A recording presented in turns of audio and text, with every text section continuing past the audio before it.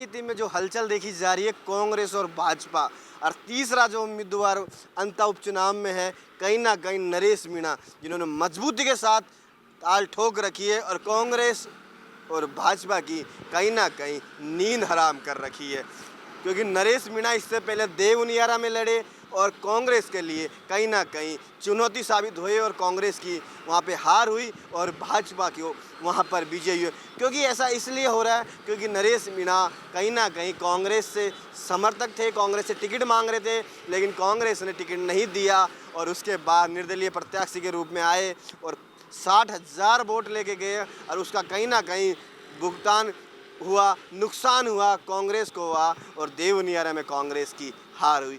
इसके बाद प्रक्रिया चलकर आई और फिर जा पहुंची अंता चुनाव में क्योंकि अंता में कंवर लाल मीणा है, उनके ऊपर केस होने के कारण वो सीट खाली करवा दी गई और सीट खाली होने के बाद नरेश मीणा एक्टिव दिख रहे थे, कांग्रेस से टिकट मांग रहे थे, लेकिन कहीं ना कहीं कांग्रेस ने एक बार उनका टिकट फिर काट दिया और इस बार टिकट दे दिया प्रमोद जैन भाया को, जिन्होंने किसे नरेश मीणा के पहले का भी विवाद चर्चाओं में बने रहते हैं और उनके काफ़ी विवाद चल रहे हैं और वो चर्चाओं का विषय भी रहते हैं। उसके बाद नरेश मीणा ने फिर ताल ठोक दी अंता में और इस बात का भी मजबूती के साथ फिर एक बार प्रचार प्रसार कर रहे हैं। आपको देखा गया कल रात को भी नरेश मीणा को रोहित गोदारा गैंग के द्वारा जान से मारने की धमकी मिल जाती है। उसके बाद फिर धमकी मिलने के बाद काफ़ी सुर्खियां बढ़ी जाती है। एक पत्र के माध्यम से उन्हें ये लिखा जाता है उस पत्र के अंदर कि 10 लाख रुपए दे दो नहीं तो आपको जान से मार दिया जाएगा। अब कहीं ना कहीं राजनीतिक गलियारों में चर्चाओं का विषय भी बना हुआ है कि धमकी कैसे आई, पत्र के द्वारा,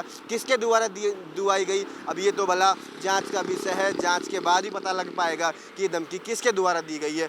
अब बात कर लें दूसरा भाजपा के कैंडिडेट की, तो भाजपा से वहाँ मोरपाल सुमन है जो काफ़ी मजबूत नेता है, माली समाज से आते हैं। और अंता की बात करें, अंता विधानसभा की, अंता विधानसभा में मालियों के जो वोट है वो 37,000 के समथिंग है। उन वोटों से कहीं ना कहीं सबसे ज़्यादा माली समाज ही अंता विधानसभा में है। तो कहीं ना कहीं भाजपा ने एक मजबूत कैंडिडेट उतारा है और वसुंधरा के करीबी बताए जाते हैं मोरपाल सुमन। अब बात कर लें मोरपाल सुमन की, तो मोरपाल सुमन कहीं ना कहीं इससे पहले राजनीति में इतने सक्रिय नेताओं में नहीं थे। उनका ये फर्स्ट विधानसभा चुनाव है, विधानसभा चुनाव में उतरे हैं और अपनी ताल मजबूती से ठोक रहे हैं। आज मदन राठौर भी गए हैं उनके चुनाव प्रचार के लिए क्योंकि अंता पर भाजपा की भी पैनी नज़र है और कहीं ना कहीं कांग्रेस की भी पैनी नज़र बनाए हुए, क्योंकि कांग्रेस और बीजेपी के अलावा भी जो निर्दलीय प्रत्याशी है उनके लिए भी एक चुनौती है क्योंकि उनका तीसरा चुनाव है। इससे पहले वो छावड़ा में लड़े, छावड़ा के बाद में देवनियारा लड़े, देवनियारा के बाद वो अंता विधानसभा में लड़ रहे हैं।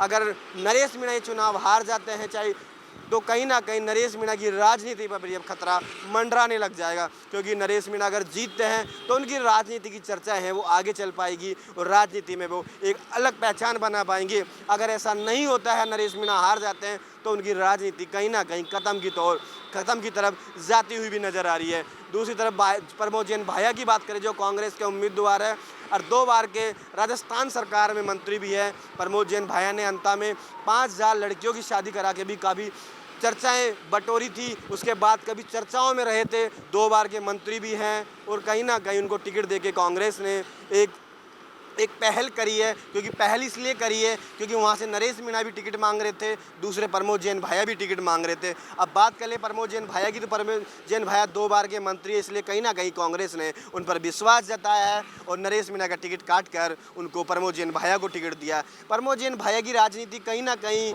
चर्चाओं में बनी रही है क्योंकि उनके ऊपर कई आरोप भी लगाए गए हैं, चाहे नरेश मीणा हो चाहे कई अन्य नेता हो जिनके ऊपर काफ़ी उनके द्वारा कई आरोप लगाए कि भाया रे भाया खूब खाया, गाँव का गाँव खा गया। ये भी एक कहीं ना कहीं जो राजेंद्र गुड़ा है, पूर्व कांग्रेस के मंत्री हैं, उदयपुर भाटी से आते हैं, उन्होंने भी ये नरेश मीणा की एक जनसभा में बोला। कहीं ना कहीं मोदी ने भी बिहार चुनाव प्रचार के दौरान ये वाक्य बोला कि भाया रे भाया खूब खाया। अब ये जो डायलॉग है अब भाया के ऊपर कितना सूट होता है, अंता की जनता कितना भाया पे विश्वास कर पाती है, या मोरपाल सुमन पर विश्वास कर पाती है, या फिर नरेश मीणा पे कर पाती है, क्योंकि तीनों ही नेता है। कहीं ना कहीं ये मुकाबला है अंता का त्रिकोणीय देखा जा रहा है और त्रिकोणीय मुकाबला होने के कारण अभी आकलन नहीं लगाया जाता कि कौन इसमें विजय रहता है, कौन इसमें पराजय रहता है, क्योंकि तीनों की बात करें तो तीनों का ये कहीं ना कहीं कांटे की टक्कर देखी जा रही है, क्योंकि नरेश मीणा भी बार बार अपना चुनाव प्रचार कर रहे हैं और कहीं ना कहीं अपनी ताल मजबूती से ठोक रहे हैं।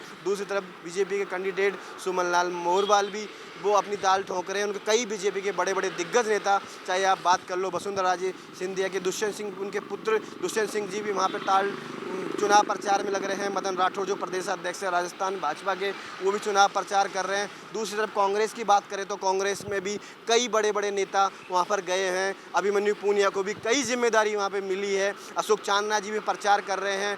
दूसरी तरफ जो उस क्षेत्र के सबसे मजबूत नेता बताए जाते हैं प्रहलाद गुंजल, वो भी चुनाव प्रचार कर रहे हैं भाया का। अब देखना होगा कि प्रमोद जैन भाया जीतते हैं या भाजपा के सुमन मोहरवाल जीतते हैं या निर्दलीय प्रत्याशी नरेश मीणा जीतते हैं। आप बने रहिए ऐसी छोटी मोटी खबरों के लिए द चाणक्य टीवी राजस्थान पे। छोटी मोटी अपडेट के लिए हम फिर मिलेंगे आपसे जल्दी। जब तक के लिए नमस्कार।